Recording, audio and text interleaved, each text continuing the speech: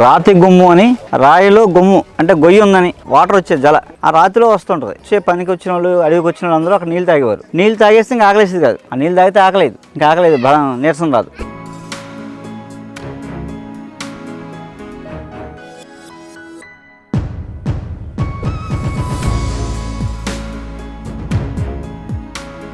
Pollute చేయకూడదు అంటే అర్థం ఏంటంటే చెత్త వేయడం కాదు, దానికన్నా చెత్తగా మాట్లాడుకోకూడదు. చెత్త వేయడం పర్లేదు, చెత్తగా మాట్లాడడం ప్రమాదం. ఆ ఎనర్జీ వెళ్ళిపోద్ది, దారా అక్కడ ఉండదు. ఈ చుట్టుపక్కల కొండల మీద చాలా వనమూలికలు ఉన్నాయి.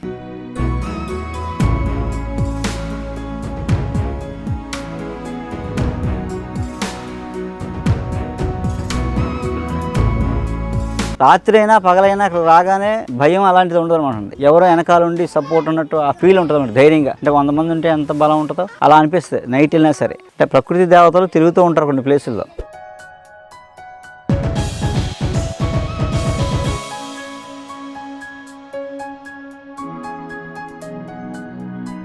ఓకే, అందరికీ నమస్కారం. ఇప్పుడు మనం మా గోవిందపురం పూజాలమ్మ అడవిది. అక్కడ మనం వెళ్ళేది రాతి గుమ్ము అని ఒక ప్లేస్ అన్నమాట. అది రాతి గుమ్ము అంటే అర్థం ఏంటంటే రాయిలో గుమ్ము అంటే గొయ్యి ఉందని, రాతి గుమ్ము. అందులో వాటర్ ఉండేది, వాటర్ వచ్చే జల. పైకి వెళ్తే వాటర్ కనపడదు, ఆ రాతిలో వస్తుంటుంది, వచ్చి కిందకి పారుతూ ఉంటుంది. ఇప్పుడు వాటర్ నుంచి మనం వెళ్తాం, అక్కడ అందులోంచి వచ్చేది అది. ఆ పై వాటర్ అంతా ఇక్కడ ఉన్న వాళ్ళందరూ, ఇక్కడ వచ్చే పనికి వచ్చిన వాళ్ళు, అడవికి వచ్చిన వాళ్ళందరూ అక్కడ నీళ్ళు తాగేవారు. నీళ్ళు తాగేస్తే ఇంకా ఆకలేసేది కాదు. ఆ నీళ్ళు తాగితే ఆకలేదు, ఇంకా ఆకలేదు, బలం నీరసం రాదు. అలా ఎప్పుడు వచ్చినా చల్లగా ఐస్లో పెట్టి, ఫ్రిడ్జ్లో పెట్టి నీళ్ళు ఎందుకు పని చేయవు, అలా చల్లగా ఉంటాయి. ఎప్పుడు ఎనీ టైం చల్లగా ఉంటాయి అన్నమాట. ఆ నీళ్ళు స్నానం చేసినా జబ్బులు పోతాయి. అంతకన్నా పవర్ఫుల్ ఏంటంటే ఇక్కడ అంటే రాముడు వనవాసం చేసినప్పుడు వచ్చిన ఆనవాళ్ళు ఉన్నాయి, అలాగే పాండవులు తిరిగినప్పుడు ఆనవాళ్ళు ఉన్నాయి అక్కడ అవి మీద. అది చాలా పవిత్రమైన ప్లేస్. అది చాలా హై పాజిటివ్ ఎనర్జీ జోన్. యాక్చువల్గా ఏంటంటే మేము అది రిస్ట్రిక్టెడ్, దాన్ని ఇప్పుడు ఏం చేయాలంటే దాన్ని ప్రొటెక్ట్ చేస్తాం. ఇప్పుడు దాకా ఎవరు తెలియదు, మా వాళ్ళగా తెలుసు కాబట్టి అందరూ సరే వెళ్ళి వాటర్ తాగి రావడం అలా చెప్పి దాన్ని ఎవరు ఇప్పుడు దాకా డిస్టర్బ్ చేయలేదు. ఇప్పుడు దాకా ఏంటంటే మనం ఒక వెళ్ళి నానా చెత్త చేసామనుకోండి, ఎక్కడికైనా ఫారెస్ట్లోకి వెళ్ళామనుకోండి, అక్కడ ఉండే పాజిటివ్ ఎనర్జీ పోద్ది అనమాట, పోయి నెగిటివ్ ఎనర్జీ వచ్చేస్తుంది. అందుకని ఆ ఫారెస్ట్లో ఉండే పాజిటివ్ ఎనర్జీని ఎప్పుడు మనం కాపాడుతూ ఉండాలి. అలా స్థల ప్రభావం ఉంటుంది, స్థలభోగం శిలభోగం అంటారు. అలా స్థలానికి ఒక భోగం ఉంటుంది, ఎప్పుడో ఒక వెలుగు ఉంటుంది. మళ్ళీ తర్వాత ఇప్పుడు మళ్ళీ వెలుగులోకి వస్తుంటాయి. ఎప్పుడు వస్తాయి? ఆ ఎనర్జీ ఉన్నప్పుడే వస్తాయి. మనం ఆ ఎనర్జీని పాడు చేసామనుకోండి, ఏమున్నది, అంతా శూన్యం. ఎక్కడో హిమాలయాలు వెళ్ళిపోవట్లేదు మనం, దేవభూమికి. ఎక్కడున్నా ఇక్కడ కూడా అక్కడక్కడ అడుగుగా ఉంటాయి అలాంటి ప్లేసులు. ఆ ప్లేస్ని మనం కాపాడి వాటిని పొల్యూట్ చేయకూడదు. పొల్యూట్ చేయకూడదు అంటే అర్థం ఏంటంటే చెత్త వేయడం కాదు, దానికన్నా చెత్తగా మాట్లాడుకోకూడదు. ముఖ్యంగా ఏంటంటే చెత్త వేయడం పర్లేదు, చెత్తగా మాట్లాడడం ప్రమాదం. ఆ ఎనర్జీ వెళ్ళిపోద్ది, దారా అక్కడ ఉండదు. 2 సైలెంట్గా ఉండాలి. ఇక్కడ అన్నీ ఈ చుట్టుపక్కల కొండల మీద చాలా వనమూలికలు ఉన్నాయి. చెప్పాను కదా, మొట్టమొదట నేను మొక్కలు గుర్తుపడడం మొదలెట్టింది ఈ ప్రాంతంలోనే. నేను ఇక్కడే చాలా కాలం ఆ నీళ్ళు తాగి బతికాను. నేను ఆ రాత్రి నీళ్ళు తాగి ఈ అడవికి వస్తే నేను తెల్లారు లేస్తే వాగులో కనిపించేవాడిని. మా ఊర్లో అందరూ తెలుసు.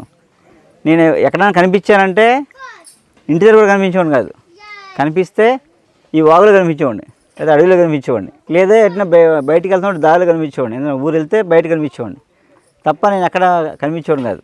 అలా ఏంటంటే తెల్లారు లేస్తే ఈ వాగులో తిరిగేవాడిని నేను. ఈ కాలువ అక్కడి నుంచి చాలా దూరం, ఈ వాగు ఒక 6-7 కిలోమీటర్లు ఉంటుంది. ఒక చోట పుట్టి ఒక చోట చెరువులో ఎండ్ అవుద్ది. ఒక 6-10 కిలోమీటర్లు ఉంటుంది. ఈ 10 కిలోమీటర్ల వాగు ప్రతి అంగులో నాకు తెలుసు, ఏ మొక్కలోనో తెలుసు. ఆ వాగులో తిరిగాను నేను. ఈ కొండ మీద 3 నెలలు ఉండి నేను చాలా కొత్త ఫార్ములాలు తయారు చేసుకున్నాను. మీకు ఇస్తున్నా ఇప్పుడు ఈ ఫార్ములాలన్నీ ఇక్కడ నేను డిజైన్ చేసుకున్నాయి 20 ఏళ్ళ క్రితం. అందుకంటే మనం వెళ్తుంది చాలా వెరీ వెరీ పవర్ఫుల్ ప్లేస్. అంటే మనం ఆ భావంతో వెళ్తే దాని యొక్క ఆ ఎనర్జీ ఫీల్ తెలుస్తుంది అన్నమాట. మనం అక్కడికి వెళ్ళి కాసేపు కూర్చొని ఒక 2.5 అవర్స్ మీకు ఏకదాటిగా నేను చాలా మొక్కల గురించి చెప్తాను. అదేంటండి, అక్కడ ఒక శివాలయం కడుతున్నాను నేను. వితిన్ 3 days శివాలయం కంప్లీట్ అయిపోయింది. రేపు పొద్దున్నే ప్రతిష్ట అన్నమాట. అందుకని రాత్రి నేను ఉండిపోతున్నాను, రేపు అక్కడ ఈ ప్లేస్లో చెప్పాను కదా, ఎవరో అక్కడ జంతువుని చంపలేకపోయారు. అక్కడ మాటేసి కూడా నీళ్ళు తాగడానికి వస్తాయి జంతువులు, మాటేసి కూడా చంపలేకపోయారు. అలాగే రాత్రి అయినా పగలైనా అక్కడ రాగానే వాళ్ళకి భయం అలాంటిది ఉండదు అనమాట. ఎవరో వెనకాల ఉండి సపోర్ట్ ఉన్నట్టు ఆ ఫీల్ ఉంటుంది అన్నమాట. ధైర్యంగా అంటే 100 మంది ఉంటే ఎంత బలం ఉంటుందో అలా అనిపిస్తుంది. నైట్ వెళ్ళినా సరే అంత అంత ప్లేస్ అది. అంటే ప్రకృతి దేవతలు తిరుగుతూ ఉంటారు కొన్ని ప్లేసుల్లో. మనం వాటికి కనెక్ట్ అయితే మనకి సపోర్ట్ ఉంటుంది. లేదనుకో మనం వేరే అనుకున్న వాళ్ళు వెళ్ళిపోతాం. అలాంటే కార్తీక మాసం, కార్తీక పౌర్ణమి వెళ్ళిన పాడ్యమి చాలా మంచి రోజు. మనం మంచి ప్లేస్కి వెళ్తున్నాం, అందుకే నిజంగా మనం అదృష్టవంతులం.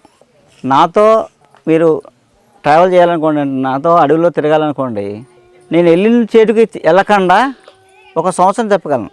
వెళ్ళిన ప్లేస్కి వెళ్ళకుండా నెక్స్ట్ డేకి ఇంకో ప్లేస్, ఇంతకన్నా అద్భుతమైన ప్లేస్ తీసుకుపోగలను. అంత అన్ని ప్లేసులు ఉన్నాయి, ఎవరు తెలియదు. మారేడుమిల్లి అంటే అలా టూరిస్ట్కి వెళ్ళి రోడ్డు అంతా వెళ్ళిపోయి ఆ పక్క చూసి వచ్చేస్తారు. కానీ అవన్నీ టూరిస్ట్ ప్లేస్లు అంటే ఏమి ఉండదు, చూడడానికి ఎంజాయ్ చేయడం తప్ప పాజిటివ్ ఎనర్జీ ఏమి ఉండదు. పోయింది, ఎప్పుడో పోయింది. తాగేసి పగలగొట్టేసి సీసాలు వేసేసి నానా చెత్త చేసి పాడు చేసి పోయారు. ఎందుకంటే అడవిలో ఆనందం అంటే అది కాదు, అది వేరు, క్వైట్ ఆపోజిట్. వనభోజనం అనేది కొన్ని వేల సంవత్సరాల క్రితం ఋషులు ఫస్ట్ వనభోజనం చేసి వాళ్ళు చెప్పారు, వనభోజనం చేస్తే ఏమవుద్దో కార్తీక మాసంలో. అంటే ఒక 1000 గుళ్ళకి వెళ్తే ఎంత ఫలితమో ఒక వనభోజనం అంతకన్నా పవర్ఫుల్, అంటే అంతకన్నా ఫలితాన్ని ఇస్తుంది. శివుడు విష్ణువు కార్తీక మాసంలో అద్భుతమైన ఎనర్జీని ఇస్తారు. అందుకేంటంటే వనానికి వెళ్తే అందరినీ ఆరాధించినట్టే. నిజమైన వనభోజనం, వనయాత్ర అంటే ఇటు చూపిస్తాం. మీకు కాదు, పొద్దునుంచి బాగుంది ఇప్పుడు దాకా. Okay okay.